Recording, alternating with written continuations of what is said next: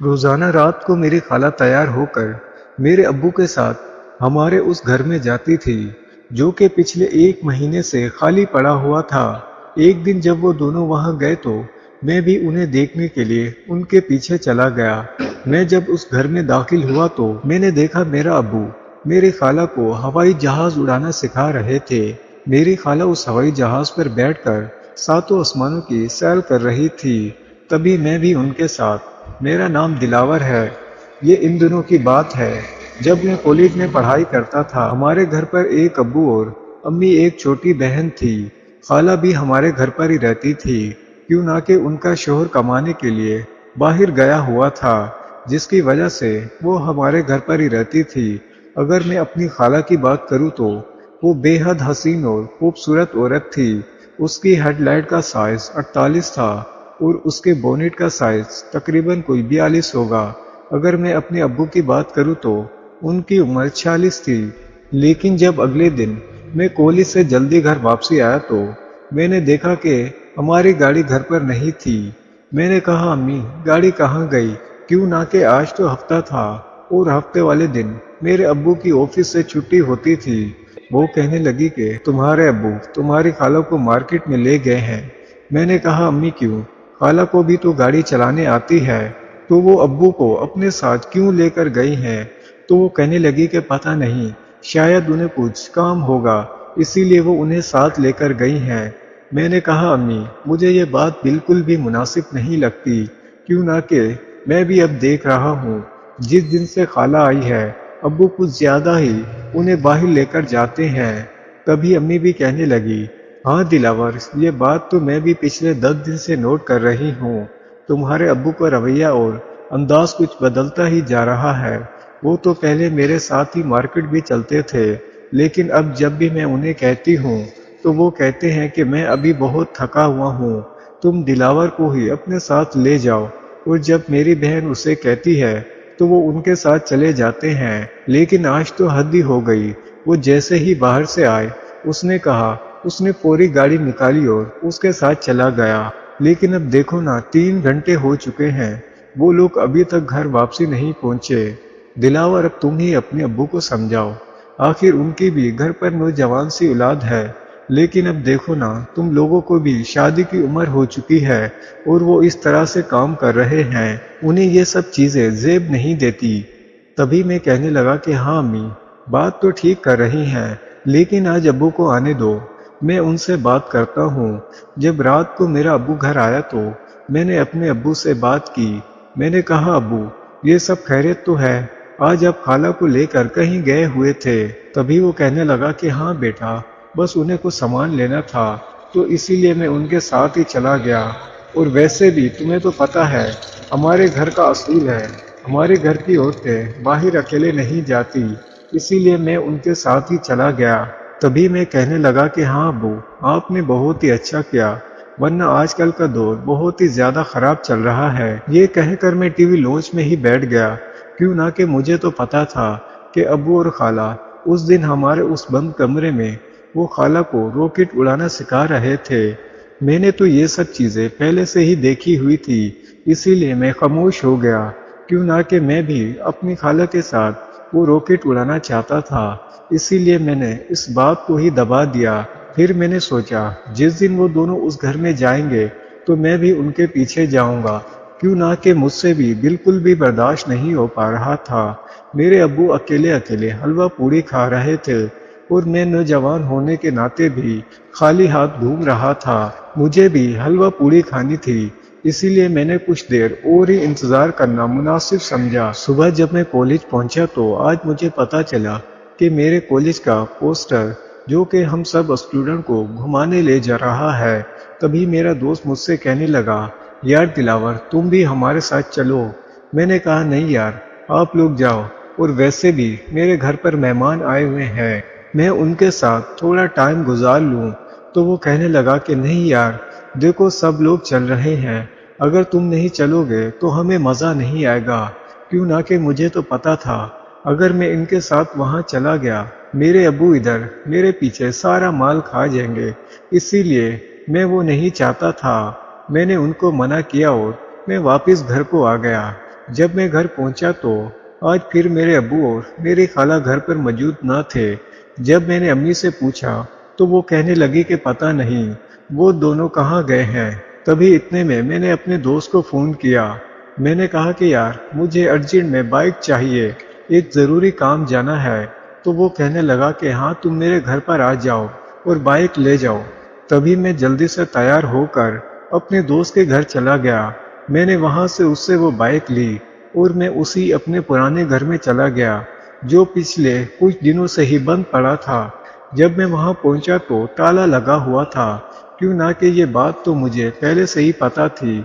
जब भी वो दोनों अंदर जाते थे तो बाहर ताला लगा देते थे। इसीलिए मैं दीवार छलांग कर अंदर ही चला गया। मैंने देखा कि उसी दिन वाला सीन चल रहा था, लेकिन इस बार कुछ हद से ज्यादा ही हो रहा था। क्यों ना कि इतना उम्र होने के बावजूद भी अभी भी मेरे अब्बू की स्पीड बहुत ज्यादा थी। शायद वो स्पीड तेज करने वाली कोई चीज लेकर आए थे, जिसकी वजह से वो इतनी जोर से रॉकेट उड़ा रहे थे। मेरी खाला उसके साथ सातों आसमान की सैर कर रही थी। तभी इतने में मैं भी सीधा अंदर ही कमरे में चला गया। वो दोनों मुझे देखकर एकदम से चौंक गए। मेरे अब्बू के चेहरे पर पसीना छूट गया और मेरी खाला मुझे कहने लगी कि दिलावर तुम यहाँ क्या कर रहे हो। मैंने कहा कि वो सब छोड़ो, पहले तुम दोनों बताओ आप दोनों यहाँ क्या कर रहे हो। तभी वो कहने लगी कि आपसे क्या छुपाना, वैसे भी तो आपने सब कुछ देख लिया है। मैंने कहा कि हाँ खाला, ये तो मुझे पहले से ही पता था, लेकिन मुझे अपने अब्बू से ये उम्मीद नहीं थी। इसकी अपनी बीवी भी है और वो फिर भी बाहर हलवा पूरी खाने चले थे।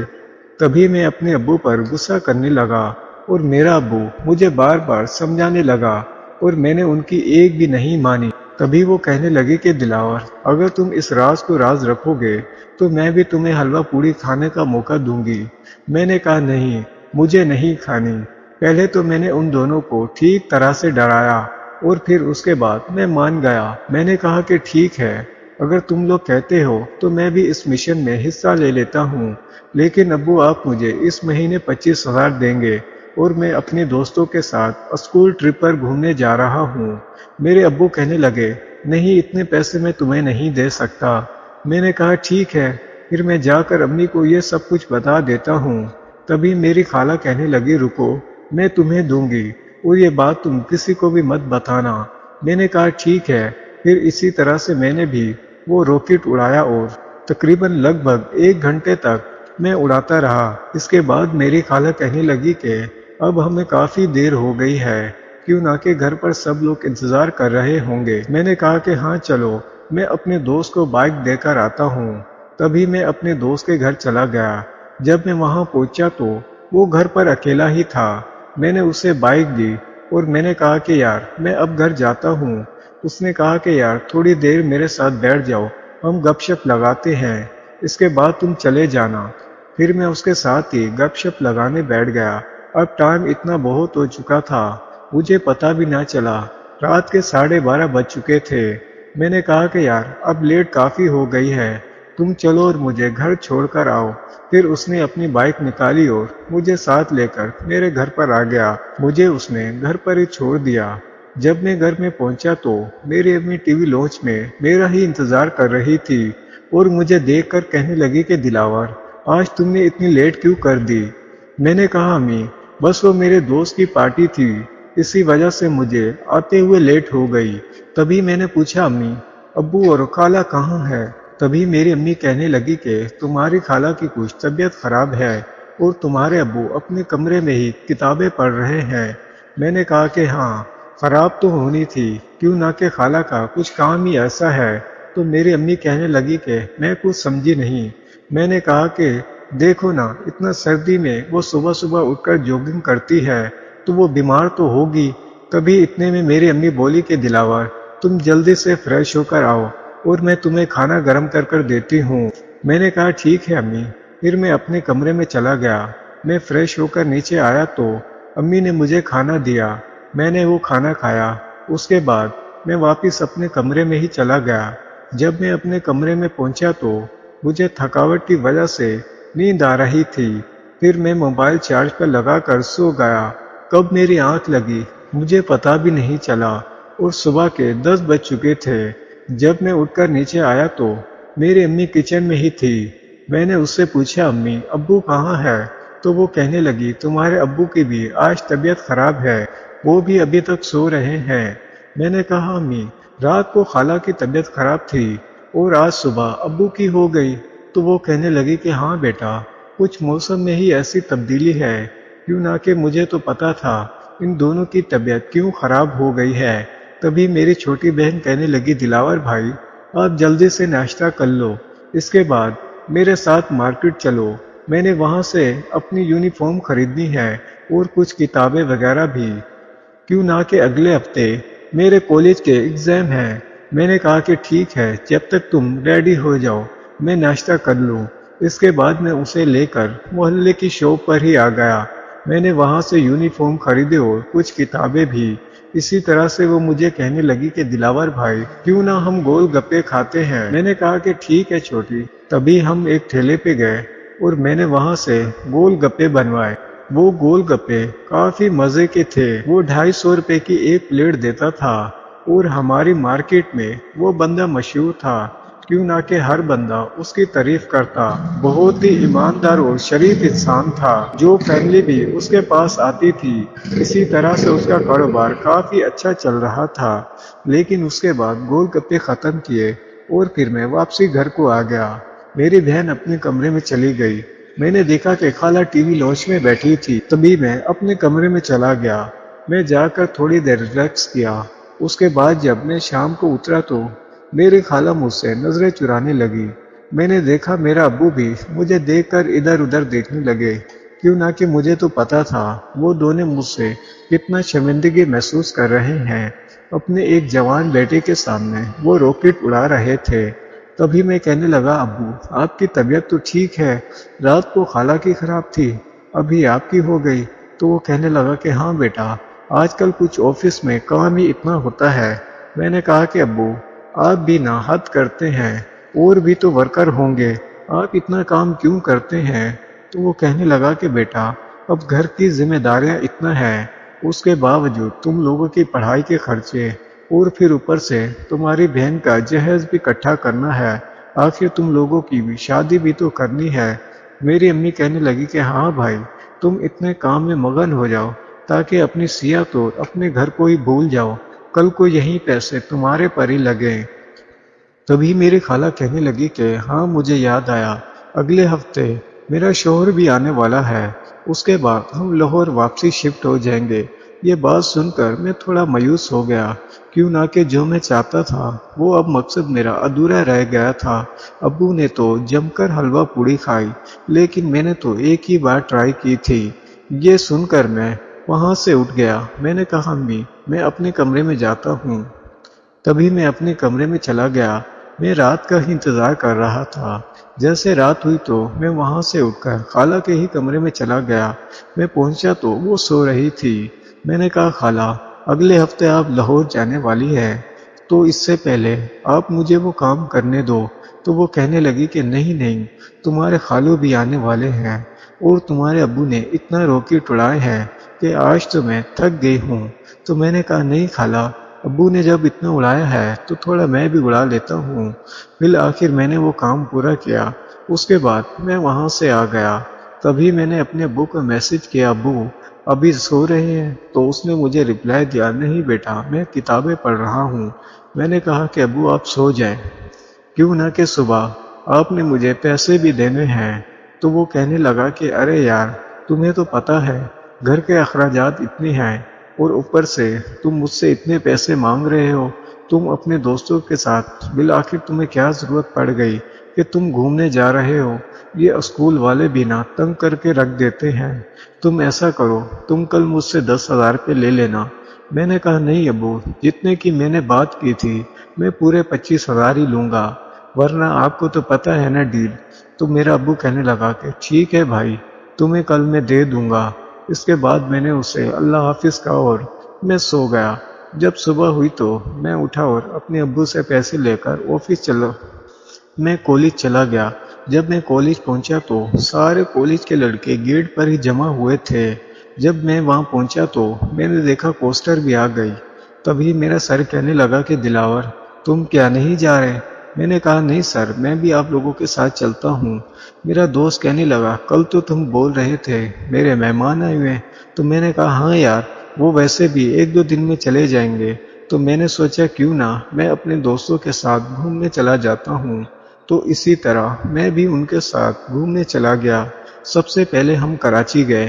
कराची में कैज़े आज़म की मज़ार हमने घूमी, जो कि बहुत ही खूबसूरत थी। उसके बाद हम 1-2 म्यूज़ियम गए। फिर उसके बाद हम कराची के समुंदर पर गए, जो कि बहुत ही हसीन और साफ सुथरा नज़ारा था। वहाँ पर तरह तरह के लोग आए हुए थे, अमेरिकन लोग भी थे और चाइनीज लोग भी थे। ज़्यादातर तो वहीं के रिहायशी और पाकिस्तानी लोग थे और वहाँ पे आम रश था। रात को गाड़ी की लाइटें और वो नज़ारा तो मैं देखता ही रह गया, क्यों ना कि वो एरिया एक जन्नत नुमा था। और वहाँ पे बड़ी बड़ी बिल्डिंग, बड़ी बड़ी मार्केट और बड़े बड़े बैंक थे। ये सब देखकर मैं हैरान हो गया, क्यों ना कि हमारे मोहल्ले में तो एक छोटा सा दुकानदार और हमारा मोहल्ला काफ़ी नॉर्मल था। इसी वजह से जब मैंने कराची का वो नज़ारा देखा तो मैंने सोच लिया मैं अब कराची में ही रहूँगा। लेकिन मैंने कहा इस बात के लिए मैं अब्बू को कैसे राज़ी करूँ। तो मैंने सोचा जब मेरी पढ़ाई मुकम्मल हो जाएगी तो मैं यहीं शिफ्ट हो जाऊँगा। फिर मैंने देखा वहाँ पर बाइक रेस भी हो रही थी, जो कि काफ़ी करतब कर रहे थे। फिर उसके बाद हम एक सर्किस में गए और वहाँ पर मेला देखा। उसके बाद मेरे सर ने, अब तुम लोग मुझे बताओ क्या हम लोग वापसी चले या 1-2 दिन और रहें? तभी हम सारे लड़के कहने लगे सर, क्यों ना जब हम यहाँ आए गए तो हम थोड़ा और कराची घूम लेते हैं। उसके बाद मेरा सर हमें डिफेंस ले गया। डिफेंस में इतने खूबसूरत और प्यारी प्यारी जगहें थी, जिन्हें देखकर मैं हैरान हो गया, क्यों ना कि वो एक अमेरिकन नुमा लग रहा था। वहाँ के लोग भी साफ सुथरे और बड़ी बड़ी गाड़ियाँ, और वहाँ पर अक्सर रात को ही ज़्यादातर लोग निकलते थे, क्यों ना कि कराची का दस्तूर था दिन को लोग सोते थे और रात को ही वो बाहर निकलते थे। और डिफेंस के एरिया पूरा ही खुला रहता।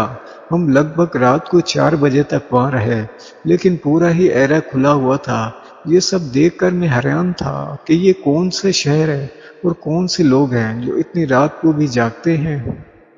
तभी उसके बाद हम एक फ्लैट में गए और उस फ्लैट में चाइनीज लोग भी रहते थे। वहाँ से एक चिंगयुंग नाम के लड़के से मेरी सलाम दुआ हुई। मैं थोड़ा बहुत चाइनीज पहले से ही जानता था, क्यों ना कि हमने ये सब किताबों में ही पढ़ा था। मैंने उससे हेलो हाय की और मैं उससे पूछने लगा तुम्हें ये कराची कैसे लगा। तो वो कहने लगा कराची एक जन्नत नुमा शहर है और इसकी तारीफें सुन के हम चाइना से यहाँ घूमने आए हैं। मैंने कहा वाह क्या बात है, तो क्या चाइना में ऐसी जगह नहीं है? तो वो कहने लगा चाइना में इससे भी प्यारी जगहें हैं, लेकिन कराची की कुछ बात ही अलग है। तभी मैंने उससे पूछा तुम यहाँ पर क्या करते हो? तो वो कहने लगा चाइना में मेरी एक कंपनी है और मैं सॉफ्टवेयर इंजीनियर का काम करता हूँ, क्यों ना कि मैं भी कॉलेज में सॉफ्टवेयर इंजीनियर का ही काम सीख रहा था। मैंने उसको अपने बारे में बताया। तभी वो मेरा अच्छा दोस्त बन गया।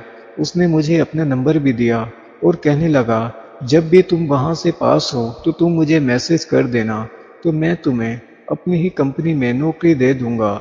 इसी तरह से हम दोनों की अच्छी गपशप हो गई और वो मेरा दोस्त भी बन गया। एक दिन वोर में अकेले ही घूमने गए थे। हम दोनों ने काफ़ी इंजॉय किया। जब हम वहाँ रेस्टोरेंट में पहुँचे तो मेरे उस चाइनीज दोस्त ने खाना ऑर्डर किया। जब वो खाना पहुँचा तो मैं देखकर ही परेशान रह गया, क्यों ना कि वो हरी सब्जियाँ और मेंढक थी। मैं ये सब चीज़ें नहीं खाता था।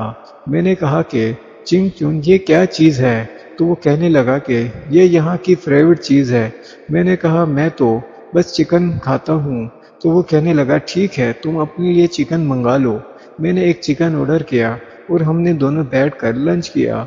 उसके बाद वो मुझे एक मार्केट में ले गया। वहाँ से उसने मुझे शॉपिंग कराई, जो कि बहुत ही महंगी थी। वो सारा खर्चा वही कर रहा था। मैं तो बस उसके साथ ऐसे ही गया था। उसने मुझे कम से कम कोई 20,000 रुपये की शॉपिंग कराई। वो काफ़ी अमीर था, तो इसी वजह से उसे कुछ ज़्यादा फर्क भी ना पड़ा। तभी हम वहां से शॉपिंग करके वापसी अपने ही फ्लैट में आ गए। जब यहाँ पहुंचे तो मैंने उसे सामान दिया और शुक्रिया अदा कहा। तभी मैं अपने कमरे में ही आ गया, क्यों ना कि मैं इतना थका हुआ था। जब से हम आए थे हम बस घूमे ही जा रहे थे। उसके बाद मैं सो गया। मेरा एक दोस्त था जिसका नाम यूसुफ था। यूसुफ सुबह सुबह 7 बजे उठता और जॉब पर ही चला जाता। वो मेरा पिछले 8 साल से दोस्त था। यूसुफ एक गार्ड की नौकरी करता था और सुबह 7 बजे जाता और रात को 8 बजे वापसी आ जाता। यूसुफ की उम्र अब 42 साल हो चुकी थी, लेकिन अभी तक उसकी कोई शादी भी नहीं हुई थी।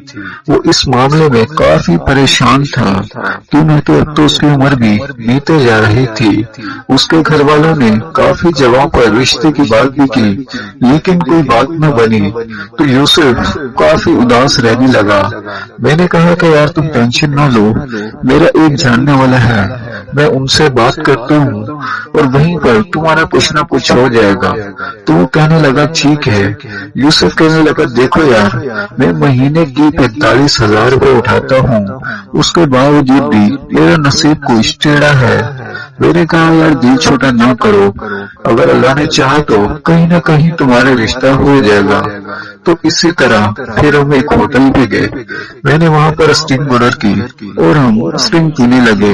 हम दोनों ने लगभग 1 घंटा हम दोनों ने बातें की। उसके बाद यूसुफ कहने लगा यार अब मुझे घर चलना चाहिए, क्यों ना कि सुबह सवेरे मुझे जॉब पर भी जाना होता है और वहाँ पर मुझे नींद आने लगती है। मैंने कहा ठीक है यार, जैसे तुम्हारा दिल चाहे, अगर तुम्हें मुनासिब लगे तो हम घर चलते हैं। हमारे मोहल्ले की लाइट रात को 1 बजे ही आती थी। मैंने कहा यार अभी तो 12:30 बज रहे हैं, क्यों ना हम 1 बजे चलेंगे। तो वो कहने लगा नहीं यार अभी तो मैंने खाना भी नहीं खाया। मैंने कहा तुम टेंशन ना लो, चलो तुम वो बराबर वाला एक खिया खुला है, मैं वहां से तुम्हें बर्गर दिलाकर देता हूँ। तो वो कहने लगा ठीक है। मैं उसे वहां ले गया और वहां पर मैंने 2 बर्गर ऑर्डर किए। मैंने कहा यार अच्छे से बनाना और 2 अंडे वाले दे दे। हमने वो बर्गर खाए। जब मैं उसको पैसे देने गया तो उसने कहा 150 रुपए का एक बर्गर है। मैंने कहा क्यों यार, पहले तो ये अंडे वाला 130 का था।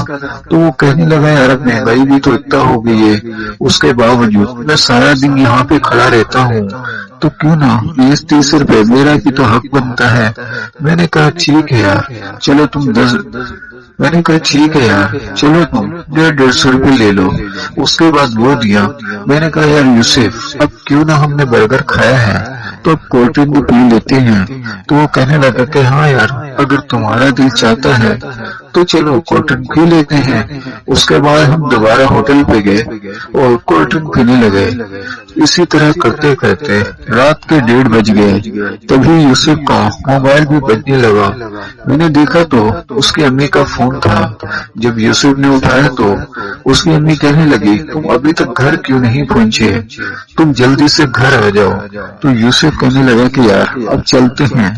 तभी वो घर चला गया और मैं भी अपने घर आ गया। मैंने जब अगली सुबह उठा तो मैंने यूसुफ को मैसेज किया, यूसुफ मैंने एक दोस्त से बात की है। तो वो कहने लगा यार अपने दोस्त की मुझे पिक्चर भेज दो, उसके बाद मैं उनको दिखाता हूँ। तो वो कहने लगा कि हाँ ठीक है, अभी तो फिलहाल मैं काम पर हूँ, तुम एक काम करो, मैं जब शाम को वापसी आऊंगा तो तुम जो है ना एक खींच लेना। मैंने कहा ठीक है। जब मेरा दोस्त यूसुफ रात के 8 बजे आया तो मैंने उसे अच्छे से तैयार कराया। उसके बाद हम एक जगह पर चले गए। हमने वहाँ पर काफी एंजॉय की, घूमा फिरा। उसी दिन ही मेरे दोस्त को सैलरी मिली थी और उसकी तनख्वाह 45,000 थी।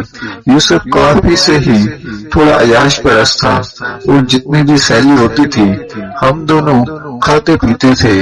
वो मुझे ले जाता, कभी बर्गर खाते तो कभी बोतलें पीते। इसी तरह से उसकी और मेरी जिंदगी बड़े ही आराम से चल रही थी। उम्र का पता ही नहीं चला कि कब हम पर जिम्मेदारी आ गई। यूसुफ भी कहने लगा यार आमिर अब हम इस तरह से हर हफ्ते घूमने नहीं जाएंगे, क्यों ना कि अम्मी भी यार शोर करती है, उसके बावजूद मेरा घर भी किराए का है। تو میرے گھر کا کرایہ 20,000 ہے، یار ذمہ داری بڑھ گئی ہے، کیوں نہ میں پارٹ ٹائم کوئی جاب ڈھونڈ لیتا ہوں۔ میں نے کہا یوسف، ان کو تم گارڈ کی نوکری کرتے ہو، اس کے باوجود تم یہ کام کرو گے تو یار کس طرح سے چلے گا؟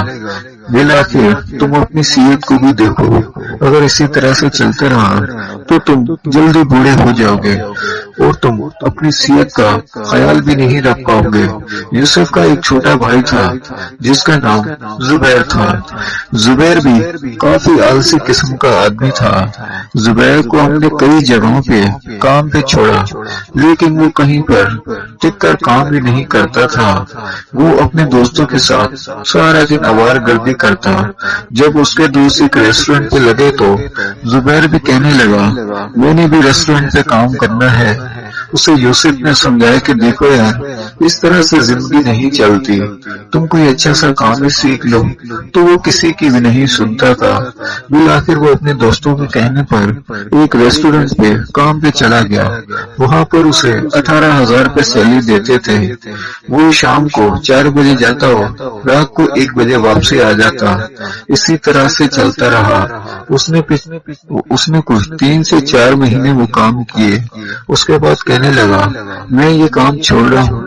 جب میں نے پوچھا تو وہ کہنے لگا کہ یار یہ کام بہت زیادہ ہارڈ ہے، ہم جب صبح جاتے ہیں اور رات کو لیٹ آتے ہیں۔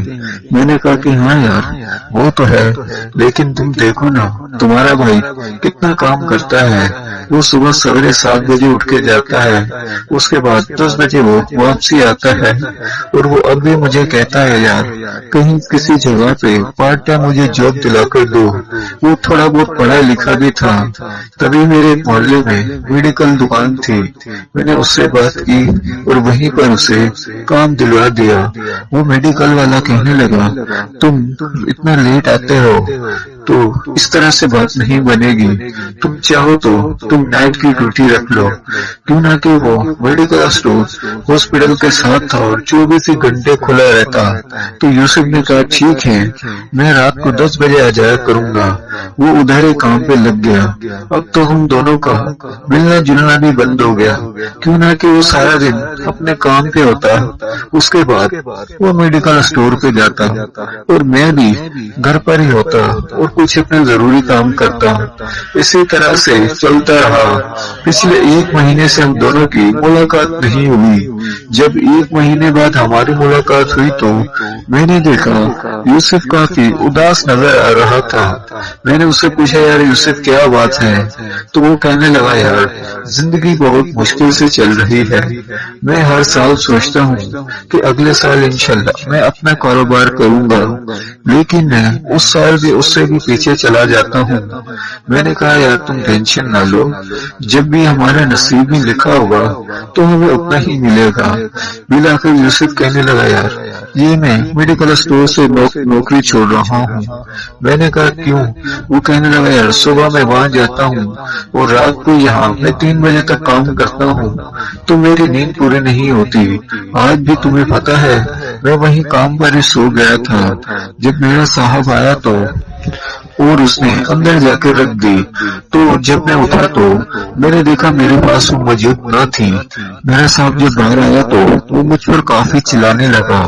وہ کہنے لگا تم سارا دن ادھر سوتے رہتے ہو، اگر اسی طرح سے چلتا رہا تو میں تمہیں نوکری سے چھٹی دے دوں گا اور میں کسی اور بندے کو رکھ لوں گا۔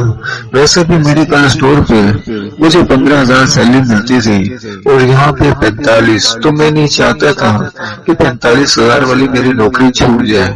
اسی طرح میں نے ان سے معذرت کی۔ میں نے کہا سر جی کل سے میں انشاءاللہ جاگوں گا اور میں کبھی بھی ڈیوٹی پر نہیں سوں گا۔ اس نے مجھے آخری وارننگ دے دی۔ میں نے کہا ٹھیک ہے، تو اسی وجہ سے میں نے فیصلہ کیا یار وہ میں میڈیکل کا کام چھوڑتا ہوں اور میں اپنے یہی کام دیکھوں گا۔ میں نے اسے مشورہ دیا یار ایک سبزی منڈی ہے اور وہاں پہ پارٹ ٹائم ایک موبائل ریپیئرنگ کا کام بھی سکھاتے ہیں، اگر تم चाहो तो वहीं पर मैं तुम्हारी बात कर सकता हूँ। वो महीने का 20,000 लेगा और तुम्हें सारा मोबाइलों का रिपेयरिंग का काम सिखा देगा। तो वो पहले तो नहीं माना। जब मैंने उसे समझाया, यार अगर इसी तरह से चलता रहा तो तुम जिंदगी में पीछे हो जाओगे, फिर वो मान गया। हम वहाँ पे गए। वहाँ पे एक सेंटर बना हुआ था और 20-25 लड़के लैपटॉप पर बैठकर काम कर रहे थे। मैंने यूसुफ से नुसरत साहब को मिलवाया तो यूसुफ की और उसके बात तय हो गई। उसने कहा कि मैं यूसुफ को 4 महीने में ही कारीगर बना दूंगा। मैंने कहा वाह यार, ये तो बात अच्छी है, लेकिन मैंने कहा नुसरत साहब एक मसला है। यूसुफ सुबह 10 बजे जाता है और रात को 10 बजे वापसी आता है, तो आप कुछ ऐसा टाइम रखें ताकि इस बेचारे की नौकरी भी ना छूटे और ये काम भी सीख जाए। उसने कहा यार यूं तो मुश्किल है, लेकिन हाँ अगर ये चाहे तो शाम को मेरे पास आ सकता है। शाम को 2 घंटे में इसको ये काम सिखाऊंगा, उसके बाद भले चला जाए। तो इसी तरह से वहां पर बात नहीं बढ़ी। तभी यूसुफ कहने लगा यार अब चलते हैं। मैंने कहा नहीं, तुम इसे एडवांस दो और कल से तुम इंशाल्लाह काम पे आ जाना। जब तुम 2 घंटे वहां से छुट्टी करोगे तो तुम्हारी जगह 2 घंटे मैं बैठा करूंगा। उसका दिल खुश हो गया और वो मेरा शुक्रिया अदा करने लगा। मैंने कहा नहीं यार, बस मैं चाहता हूँ तुम काम सीख जाओ और अपनी जिंदगी में आगे बढ़ो। अगर इसी तरह से हम 20-25 हजार के पीछे भागते रहे तो आगे चल के हमारा मुस्तकबिल अच्छा नहीं होगा। तो वो कहने लगा कि हाँ यार, बात तो तुम्हारी ठीक है। यूसुफ पे मुझे तरस आता था, क्यों ना कि वो मेरे बचपन का दोस्त था, तो इसीलिए मैं उसका साथ देने लगा। अब यूसुफ भी काम सीखने लगा। जब 4 महीने तक यूसुफ काम सीख गया तो उसने अपनी एक बड़ी सी मोहल्ले में ही शॉप खोल ली और उसका काम भी अच्छा चल पड़ा। मैंने देखा वो दिन में 30,000 रुपए की सेल करता था। जब मैंने कहा कि यूसुफ मुझे भी यार काम सिखाओ, तो यूसुफ कहने लगा यार आमिर तुम नहीं सीख पाओगे, क्यों ना कि एक तो तुम तो मुझे टाइम नहीं दे पाओगे और ऊपर से तुम और भी काम करते हो। मैंने कहा यार यूसुफ, आप वो दिन भूल गए जिस दिन तुम जॉब करते थे और तुम्हारी जगह पर मैं वहाँ बैठा रहता था। तुम मेरे एहसानों का ये हिसाब चुका रहे हो। तो उसने कहा यार ऐसी बात नहीं है, तुम चाहो तो उसके पास ही वापसी चले जाओ, वही तुम 4 महीने लगा लो, उसके बाद तुम मेरे पास आ जाना। अगर मैं तुम्हें बिठाऊंगा, तुमने किसी कस्टमर का मोबाइल खराब कर दिया तो यार मसला बन जाएगा। बिल आखिर उसने मुझे मना कर दिया और मैं उसकी बात समझ गया था। मैं बड़े मायूसी की हालत में उसके दुकान से वापसी आया और मैं आकर घर पे बैठ गया। मैं काफी देर सोचने के बाद मैंने कहा क्यों नहीं मैं बाइक चला लेता हूँ। फिर उसके बाद मैं उसी काम में लग गया। मैं इसी तरह से अपनी बाइक सवेरे निकालता और जो जिसको भी जहाँ जाना होता मैं वहीं छोड़ता। मैं पर ऑर्डर का 30 रुपए लेता था। इसी तरह से मैं काम करता रहा। फिर एक मेरा दोस्त बना, उसने कहा कि यार मैं तुम्हें कार ड्राइविंग सिखाता हूँ और तुम किसी अच्छी सी जगह पे नौकरी भी कर लेना। और वैसे भी आजकल ड्राइवर की तनख्वाह 45,000 से 60,000 तक है और अगर तुम वहीं पे 24 घंटे करोगे तो शायद तुम्हें 80-90 हजार मिल सकती है। मैंने कहा वाह यार, ये तुम्हारा मुझ पर बड़ा एहसान होगा अगर तुम इस तरह से कर दोगे। उसने कहा कि हाँ यार मसला ही नहीं है। फिर उसने मुझे वो ड्राइविंग सिखाई। वो भी डिफेंस के एरिया में काम करता था। वो सुबह 7 बजे जाता और 4 बजे वापसी आ जाता और उसकी एक टाइमिंग सेट थी। वो 2 बजे यूनिवर्सिटी जाता, वहाँ से लड़के को घर ही उठाता। वो जब भी यूनिवर्सिटी जाता तो मुझे बुला लेता, मैं वो गाड़ी चलाता। इसी तरह से उसने मुझे सिखाता रहा। अब सीखते सीखते मुझे 3 महीने हो चुके थे और मैं अब फुल गाड़ी सीख गया था। उसके बाद उसने उधर ही अपनी जगह पर मुझे काम दिला के दिया। पहले तो उसके सेठ ने मुझे सेल लिख کم لی. پھر اسی طرح سے ہمارا گزر بسر چل پڑا. پھر جو ہی میں وہ کام بھی اچھے سے کرنے لگا. اب میری سیلری بھی بڑھ چکی تھی اور میں ادھر ہی دل لگا کے رہ گیا. اسی طرح کرتے کرتے سال بعد میں نے ایک دکان لے لی اور دکان میں نے نئی کی کھول لی. وہ کام بھی میرا اچھا چل پڑا اور شکر الحمدللہ پچھلے 2 سالوں میں قابل حیثیت بن گیا. اور 2 سالوں کے بعد جب میں یوسف کو ملا تو یوسف بیچارے کی طبیعت نروس تھی.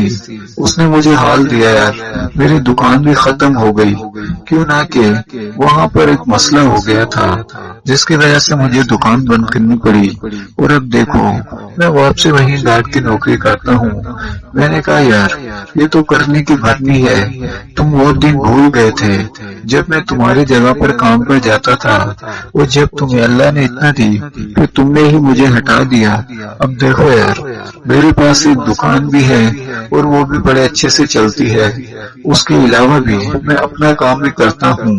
تو وہ کہنے لگا کہ ہاں یار عامر مجھے ان دنوں میں افسوس ہوتا ہے، تم میرے اچھے دوست ہو، اس کے باوجود بھی میں نے تمہاری قدر نہیں کی. میں نے کہا بس یار اب چھوڑو. میں نے کہا بالآخر اگر تم چاہو تو میں تمہیں کچھ پیسے ایڈوانس میں دیتا ہوں اور تم کسی اور محلے میں اپنی ایک اچھی سی دکان کھول لو. تو وہ کہنے لگا کہ نہیں یار پہلے بھی تمہارے میرے پر احسان بہت ہیں، اب میں کوئی اور احسان نہیں لینا چاہتا. میں نے کہا نہیں یار تیری اور میری بچپن کی یاری ہے تو اس میں احسان کی کوئی بات نہیں ہے. میں نے اسے کچھ رقم دی اور وہیں پر ایک دوست سے کہہ کر دکان بھی دلا دی. اس نے وہ دکان کھولی.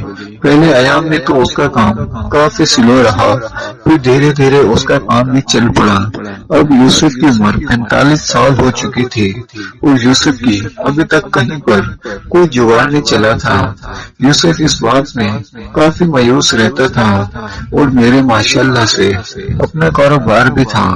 میں نے کہا یار یوسف تم ٹینشن نہ لو، تم میرے ساتھ گاؤں چلو اور وہیں پر تمہارا کچھ نہ کچھ ہو جائے گا.